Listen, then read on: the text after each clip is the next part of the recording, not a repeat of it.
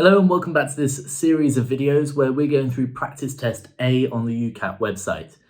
So we've gone through at this stage the verbal reasoning section, the situational judgment section and the decision making section, and now we're just reviewing our answers. So as you can see, I've got it up on the screen. We've done quite well. We've got 44 questions in verbal reasoning, 4 of them were incorrect, 40 of them correct. Decision making, we've got 29 questions, 4 again were incorrect, so that's 25 that were correct. And situational judgment, actually we did very well, 60 questions overall that we got right, only 6 were incorrect. So let's go back through them and review any incorrect answers. Okay, so we start with our verbal reasoning section. We're looking at the messenger probe. I flagged this one because we were talking about the speed of the probe being responsible for its delay in getting there. And I did that because we've got speed here and it eventually got there in 2011. So I thought the speed was related. Now, of course, it wasn't really traveling very slowly. It was probably going quite quickly. It's just comparatively to other probes, it probably was going slowly. So that wording was important to pay attention to clearly. The correct response was D, and that's because of this complex trajectory that was mentioned. So fair enough, we can take the L on that one. Now the next incorrect one was question 18 about this water available for possible extraction. I put can't tell because I don't know the technical feasibility of those water companies extracting from those rocks, which you can still argue, I think. I think it's still fair to say that you don't really know whether that water can be extracted or not. However, I think the answer here was true, and we can check that. Yeah, the correct answer was A, true, because of this word possible extraction. So, I mean, the water is there. It could be extracted. It doesn't matter what the costs of that extraction would be. It could be because it exists there. So fair enough, you can argue true for that one. Let's go on to the next one in verbal reasoning that we got wrong. It's about fair trade. I put they can always get a good price for the crop, and I flagged it because of this word always. I was a bit unsure about that. If we click on the explain answer, we can see actually it's talking about D is incorrect because they only sell 1/3 of their output as fair trade. So maybe they don't always get a good price.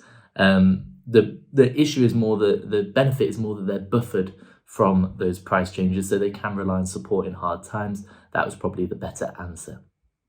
Fair enough. Okay. Oh, and then finally this one, and I said, oh, there was a bit of complexity as to do you count the partners in the 3 as your partners at the end of the dance, in which case this would be sort of, you wouldn't finish with different partners because you always stay as that 3, or do you count the 6 as your partners, in which case you would finish with different partners because you swap over the groups of 3. So I think what they were getting at was within the same group of 3, yeah, the groups of 3s remain together throughout the whole dance. So within the group of 3, they're the partners. So fine, we just misinterpreted that question.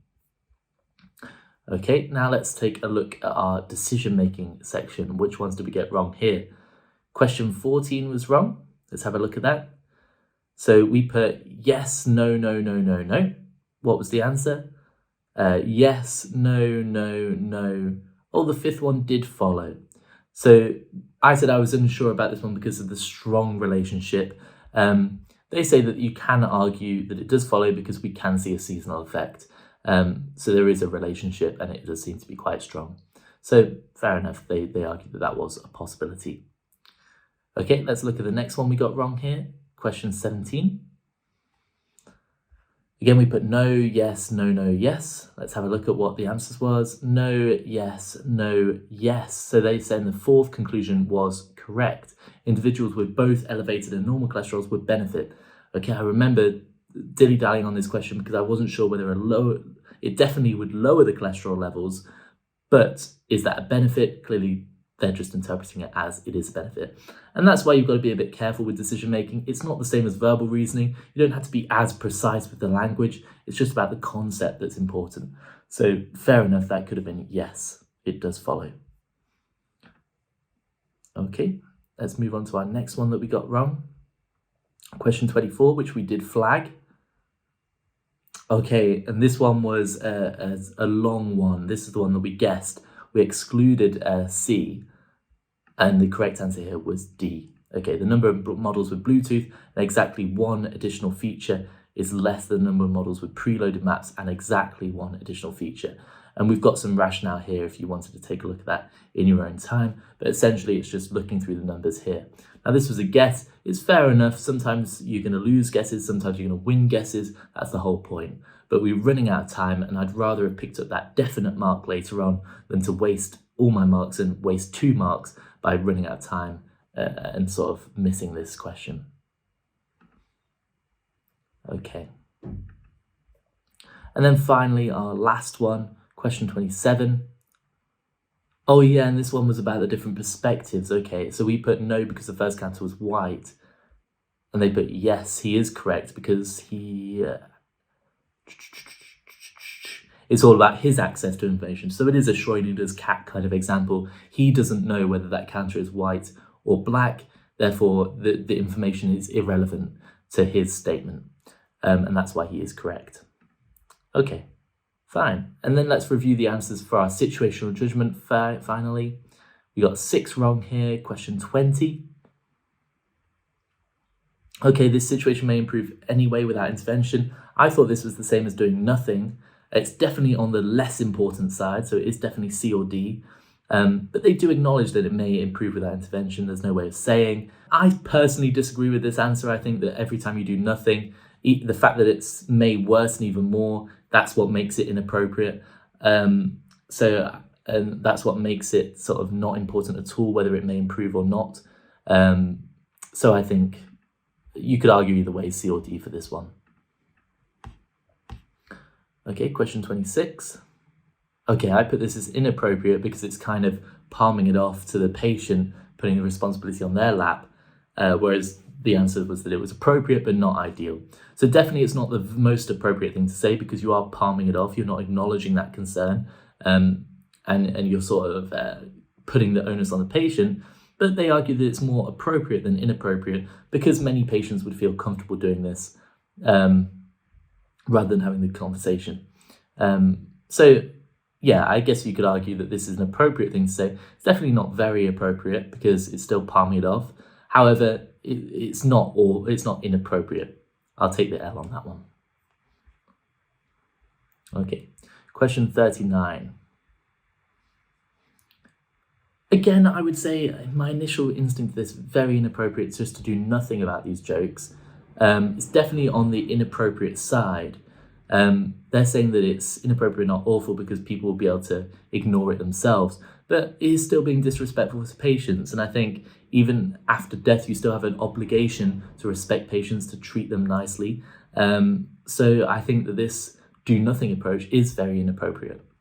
So I disagree with UCAT's answer to this one, but each their own. C or D would be inappropriate, would be a correct answer, I think.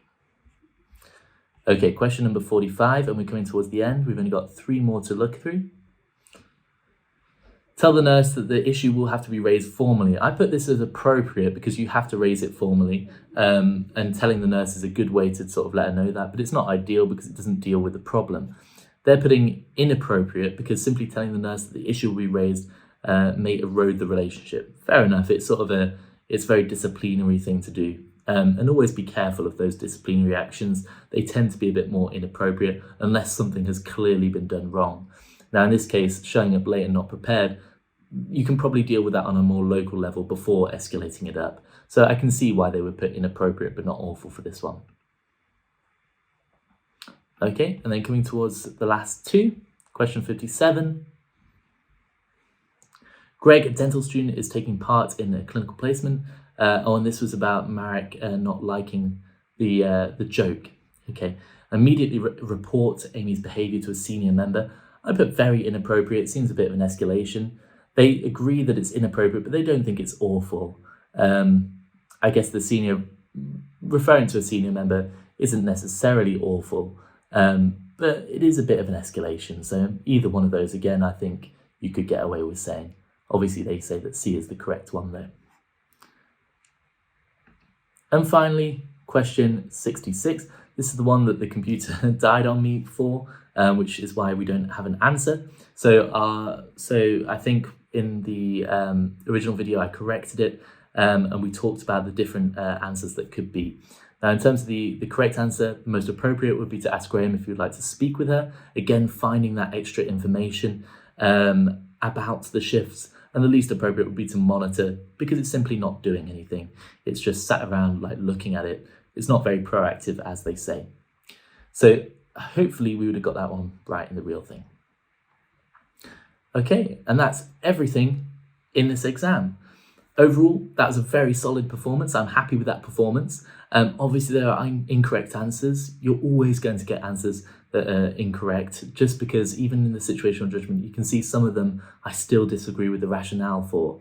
Likewise, in the decision-making and verbal reasoning, sometimes the wording isn't exactly clear-cut, and that's what can throw you off. Add on to that the pressure of the actual thing, you're always going to get some incorrect answers. The key is not to get too hung up from them, to learn from them, and just take what you can. So hopefully that was useful, and I'll see you again next time. Thank you very much.